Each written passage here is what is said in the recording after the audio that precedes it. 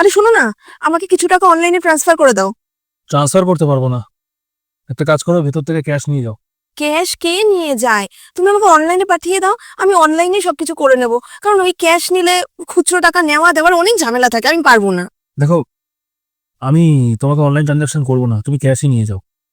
আর তারপরে কি জানো তো, এখন কি হয়ে গেছে, অনলাইন ট্রানজাকশন করে বড় বড় অ্যামাউন্ট এরকম ভাবে ট্রানজাকশন হয়ে যাচ্ছে, তাতে কেউ কোনো ফিল করতে পারছে না, কোনো মর্যাদা নেই টাকা পয়সার। আর যখন ক্যাশ গুনে গুনে গুনে গুনে দিতে হয়, তখন সে বুঝতে পারে টাকাটার মর্যাদা। অবশ্য তুমি সেটা বুঝবে না, কারণ তোমার তো ইনকাম করতে হয় না, তাই তুমি নিজের স্বামীর ভ্যালুটা বুঝবে না। তার মানে তুমি বলতে চাইছো যে আমি টাকার গুরুত্ব দিতে পারি না? তুমি তো ইনকাম করো না, ইনকাম করলে তো সেটার গুরুত্ব বুঝবে। তুমি জানো আমি কোথায় যাচ্ছি? আমি সবজি কিনতে যাচ্ছি। এবার দেখো, আমার কাছে দুটো অপশন আছে। একটা হচ্ছে আমি মহারানীর মতন ঘরে বসে অনলাইনে আমি সবজি অর্ডার করে দিই, কিছুক্ষণ টাইমের মধ্যে আমার বাড়িতে চলে আসবে, যেখানে কিন্তু টাকাটা বেশি পরিমাণে লাগবে।